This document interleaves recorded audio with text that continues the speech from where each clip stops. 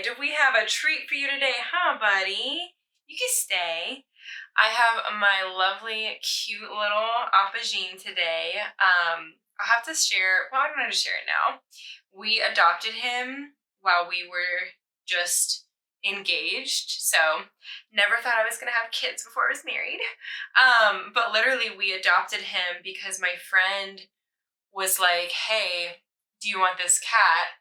And I was like sitting at a wedding and looking at this photo of this cat on my phone going, that is one real cute cat. Like, that is an adorable cat. And I've never ever been a cat person. And I was like, I don't know. And I just like looked at Ian and showed him the picture. He was like, absolutely, 100%.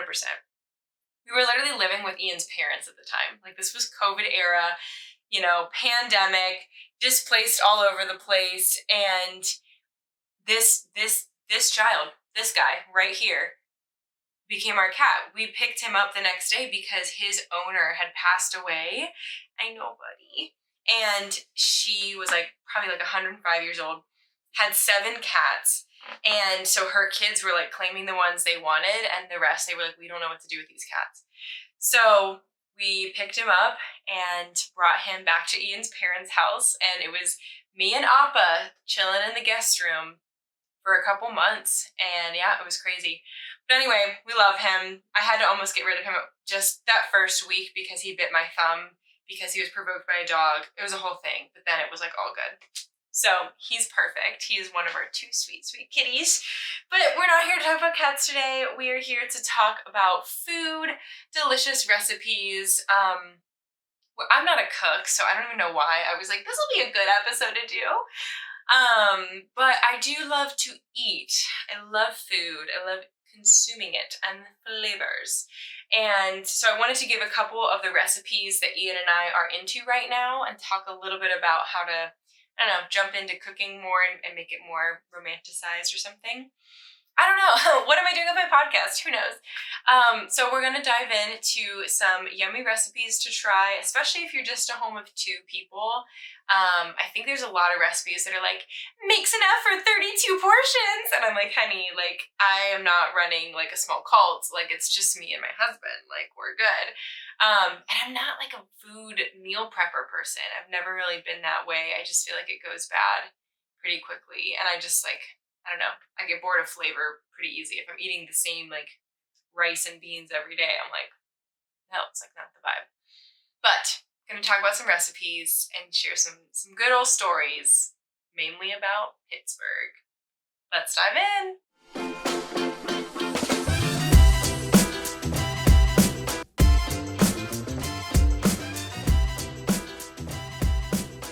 So I actually used to be a really, really picky eater as a kid. I remember having like little quirks about the way I ate too. I remember like having to be pushed all the way to the table till it was like touching me. I was like, I need to be touching the table. And I don't know why. I think I just like wanted to feel like cozy next to my meal. I was like, give me the food and give it right in front of me.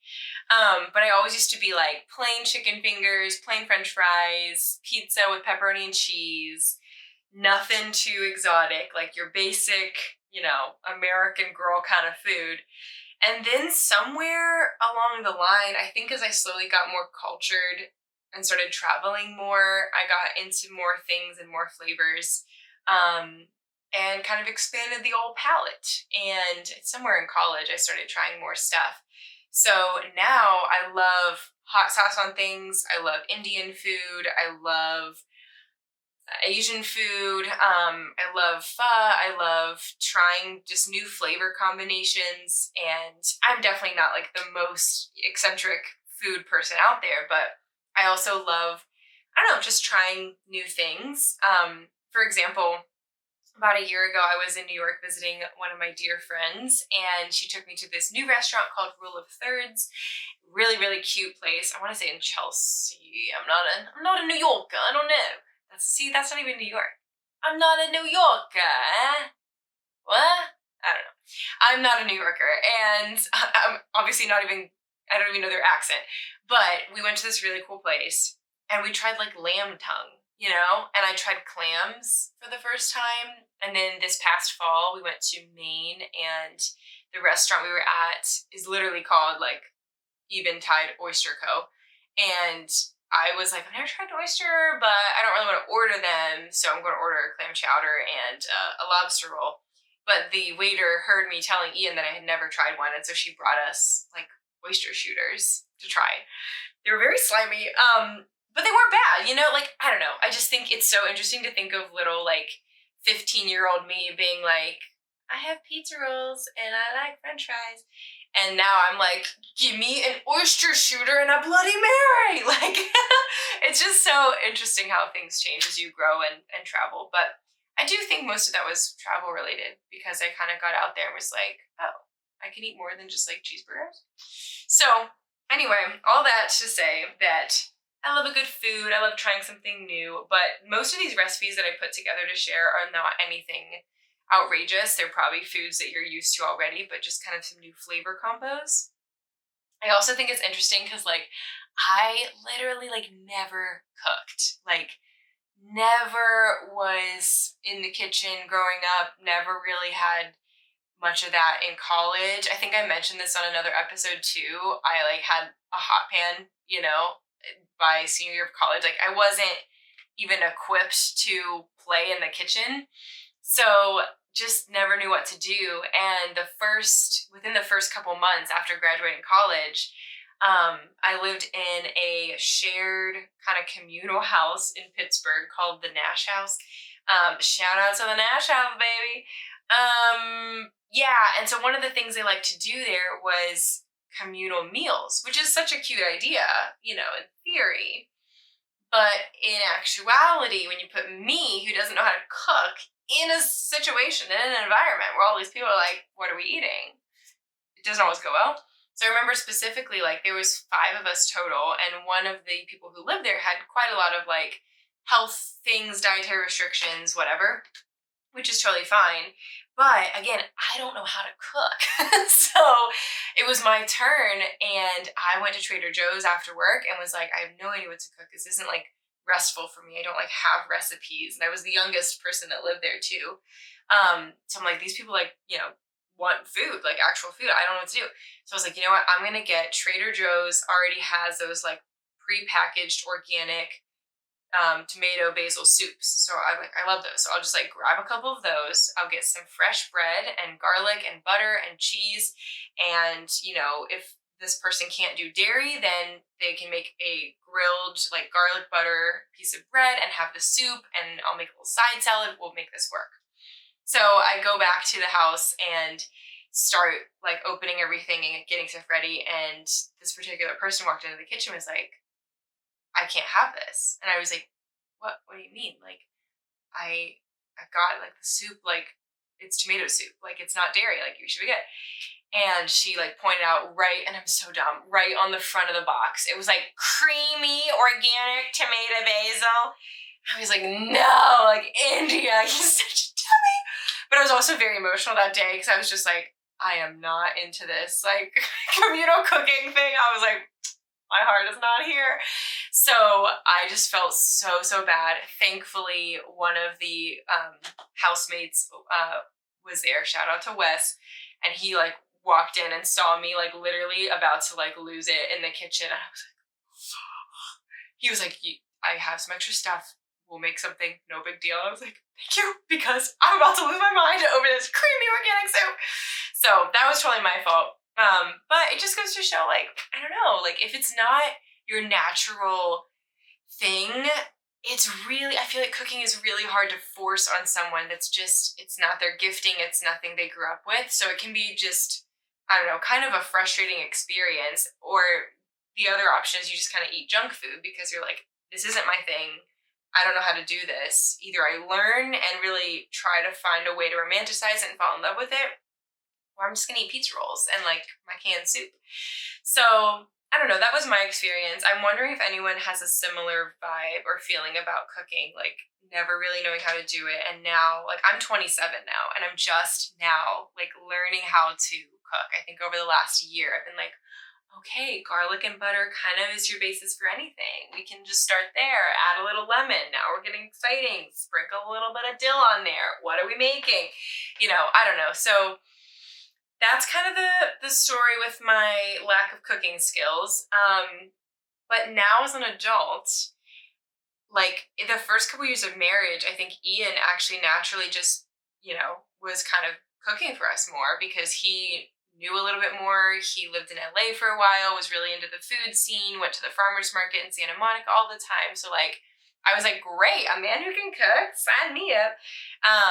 So he kind of took the role of cooking most of the dinners, I think. And then I don't know, I just feel like there's like periods of our marriage where I'm like, how did we survive? Like, how did we eat food? Because I have no recollection of like meal planning, like planning a menu. It was just kind of like every day, like, oh, you're going out with a friend. Okay, cool. I'll just have some like noodles. Like I don't know, I'll just like eat something. And like a lot of like frozen pizzas. Like I have no idea what we ate and like how we were getting any kind of nutritious content. But now we're here. It's 2024 and we are trying our bestest to eat some meals. And something that I started doing right at the beginning of this year was I made a Pinterest board for each month, and it's just called like January 2024 meals. And I'm putting recipes in there that are from cookbooks that I have. I'm finding them online and pinning them, or that are from just Pinterest or the internet, TikTok, whatever. So I'm putting things in the January meal board that I want to try throughout the whole year. And then when we are done with that month, anything we didn't try, I'm moving to the next month. So we can look back and go, oh, okay, cool. Everything in each of these months is what we ate that month.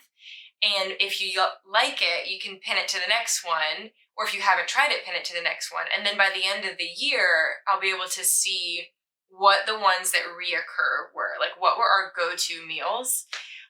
So it's been kind of fun already. Like I know we're not super far into the year yet, but just to see the ones that we keep gravitating towards and being like, that was a good meal or that was a really easy meal.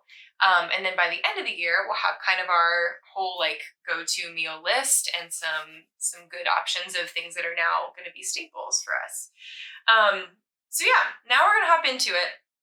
The meal ideas I have for you guys. Number one is cashew salmon curry. Holy mackerel. We have already made this like 3 times. It's so good. And if you're saying like, oh, I would like to try it, but I hate salmon, try it with chicken, try it with tilapia, try it with tofu. I think this one's a really versatile meal because it's really the sauce, the curry sauce, that just like makes it. One of my pet peeves with recipes is when they're like, you need half of a goat's leg and 1/4 cup of tea tree extract boiled in sage water. It's like, wait, where am I going to find that ingredient? So I will say that this recipe has a curry paste that I found at Kroger, which is a pretty common store in the Midwest. But what I don't like doing is going to Aldi or Trader Joe's, which is where we do most of our shopping, and then they don't have the ingredients. We have to go to a third store. But I will like preface that, like this one does have curry paste. Maybe that's at a store close to you. Maybe it's at your Whole Foods, whatever. But everything else was pretty easy to find. Cashew salmon curry. Okay, you guys, so I'll have to like find a way to like pin these recipes in the comments or the show notes. It was so rich and delicious. I love a good curry, and I didn't know if you could make it at home. It's very easy to do. It was like, I think like a 30-minute meal, but I love salmon anyway, and just the flavor of this like curry sauce on top of it. But the best part is it goes over a bed of jasmine rice, which we love to make. It's super easy to make in an Instant Pot. You can even get little like 90-second microwavable jasmine rice bags if that's more your style. Super easy, so yummy. Ian also just crushed it with the Christmas gifts last Christmas and got me an Our Place pan and pot set. So just like making it in a little aesthetic pan, I was like, this is perfect. So that is one of our go-tos for sure. The next recipe is white chicken chili. White chicken chili, oh my goodness, like it's just so good. I love a good soup. You cannot go wrong with a soup, especially when it's a little chilly outside. And the white chicken chili that we make is from Half Baked Harvest, and she's just a great, resource for all those yummy aesthetic recipes you see everywhere. But it's just really creamy, it's rich, it's got a lot of good veggies in there for you. You can load it up with extra cheese if you want, or if you're trying to cut back, just do a little cilantro, a little lime, throw some chips in there. Oh, I'm getting hungry just thinking about it. White chicken chili, y'all. The other thing with soups is that we have like big freezer bags that we just like put the soup in. So I tend to double the recipe every time I make a soup, and then I just toss half of it in the freezer, and then that'll take care of meals on another week. It's just, I don't know, it just lasts for a long time. It's really inexpensive too. You can just throw all these ingredients, like a lot of canned stuff, canned beans, canned corn. I mean, it's probably healthier if you do it fresh, but it's just easy to buy and inexpensive, and then you can make enough portions for like 4 or 5 days worth of dinners. So I love it. I also love making soup when we host people because it's just easy. Okay, another one is cauliflower tacos with tacos. Cauliflower tacos with cashew crema. Holy guacamole. I am not even a vegan. I guess I should have prefaced with that. I'm not a vegetarian, a vegan, a pescatarian. I am your average girly who eats her meats.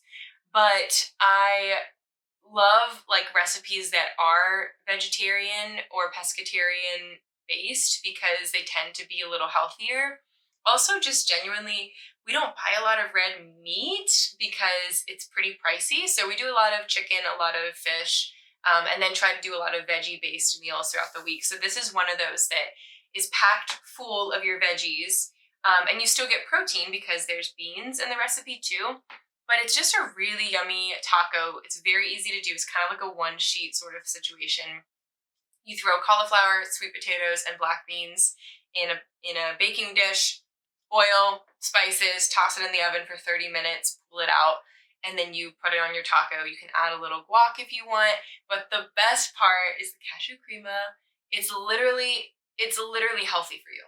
It's cashews, water, lime juice, a little bit of spices, and a chili pepper.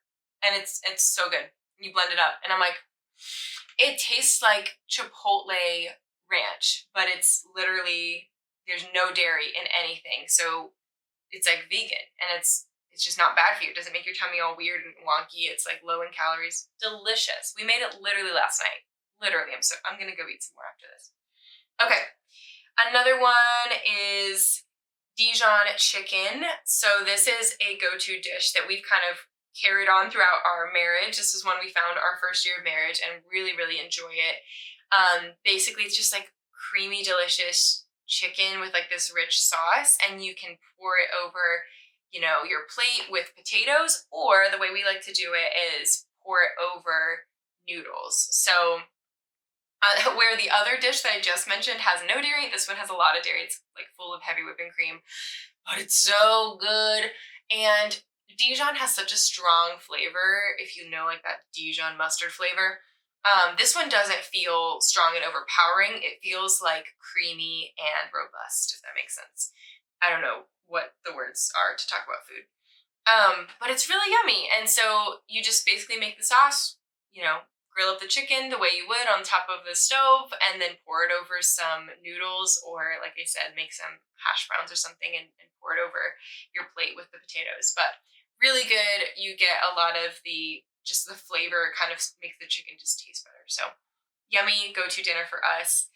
Another one we have been returning to time and time again, breakfast burritos. So we literally, so I don't want to take away business from a small business because I love the small business world, but the economy is kind of terrible.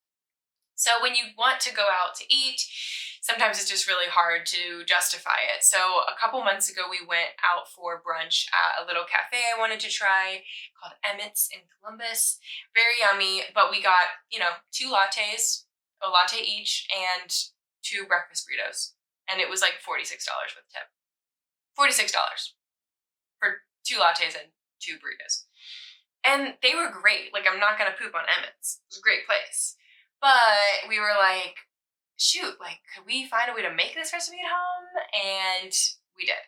So basically, we're like going to restaurants now to like dissect the food and go, that's tarragon. We could get this at Whole Foods and make this at home. Like, I know how to make steak, So we had the breakfast burritos, amazing. And Ian comes back and I'm like, man, like I'm just craving those burritos again. He's like, I'm gonna make them. So He is the king of breakfast sandwiches. One of my dreams for Ian is for him to open a restaurant one day. I want him to call it Second Breakfast because of Lord of the Rings. It's like his favorite series. And the little hobbits are like, what about second breakfast? And so I really think that'd be the cutest thing in the world. So I want him to open Second Breakfast. I want him to make his, like, just have 5 staple breakfast sandwiches that he makes around the house all the time. He has such a gift for breakfast sandwiches. But this breakfast burrito would be on that list. Basically, we do the hash brown patties from Trader Joe's or Aldi, scrambled eggs with cheese, a couple strips of bacon, fresh avocado, and then hot sauce. Wrap it all up. But the little secret is that he takes it and puts it back on the hot pan and like sears the edges. So it's like perfectly rolled up, perfectly crispy around the sides. Salted it, and then we use a little extra hot sauce for munching or a little salsa. Oh my goodness, we've literally made them for dinner. They're that good that we're saving $46 every time we do this. But they're so yummy, and he's made them for our friends, he's made them for family. He's like, these, like everyone knows, Ian's breakfast burritos, top tier. All right, so the last go-to meal we have been turning to for the McHughes this year so far, girl dinner. Anyway, it's so trendy, but I honestly don't care because it's been like a thing for forever. I feel like in college I did it a lot too. I would just pour a little glass of cheap Aldi wine, anyone remember Winking Owl, and put together like chocolate, cheese, a little bit of salami, a couple crackers, hummus, olives, put a few things on a plate and just munch. And that's fine, like that's good. I think a lot of cultures kind of do stuff like that for dinner, like the French. I feel like eating bread and cheese is like the thing, so it's delicious. It is trendy to do, but we've had plenty of nights where we're too tired to cook, and honestly, we just kind of want a little snack anyway. So we like to get the Jubilee olives, assorted olives from Aldi. They're so yummy, and they come in this delicious little like olive oil with all these spices in it. So it's just like so yummy. It's already like marinated. And then we get rosemary crackers, or you can make your own crackers. I made some from sourdough discard last week. They were so good. It took a long time to make, like longer than it should have, but they were really good. And then just get some hummus, get your little veggies. I don't need to tell you guys how to make a little mini charcuterie board, but I'm just reminding you that if you're like, I need like a full meal, I need to like make this whole thing. No, not really. I think we're finding that we're just not as hungry as we always think we are as a society, like as a rule of thumb. I think we're like, we need a whole meal and I need a drink and I need an appetizer. And most times, like when we go out to eat, if we order appetizers, by the end of it, I'm like, I'm full. Like, I can go home now. Like you drink your whole glass of water, you eat your appetizer, and then your entree comes and you're like, I don't really want it. So I think we all just need a little less than we realize, whether that's food or shopping or whatever. Like we all need a little less. So just tap into that. If you're just feeling like chips and salsa and a big glass of water and that's your dinner, go for it. You don't need to like gorge yourself because you think you're not getting enough like protein that night. You can get away with wine and cheese and a little girl dinner sometime. So that is kind of where we're at with food right now. I personally am a fan of all those for meals. I'm craving some of that cashew salmon right now. Other go-to meals, I'm gonna post on my Indian stuff page once in a while. I don't really think I'm gonna turn into like a food blogger anytime soon, but we love a good, meat and potato situation. We love good roast beef. I love a good soup. You'll see me posting about that all the time, as well as fresh bread. Fresh bread. So I hope this is helpful, especially if you guys are like coming from a family of 2. If there's just you and one other person, or even just you, and you're like, there's a lot of recipes from multiple huge families, but I'm not in that stage. So I hope these recipes are helpful. I will link everything in the show notes. Let me know the next one you try and what your thoughts are, because I'm personally obsessed with all of them. But hope this was helpful for you, and I will see you here next week for the next episode of India and Stuff, where we talk about the stuff. All right, bye.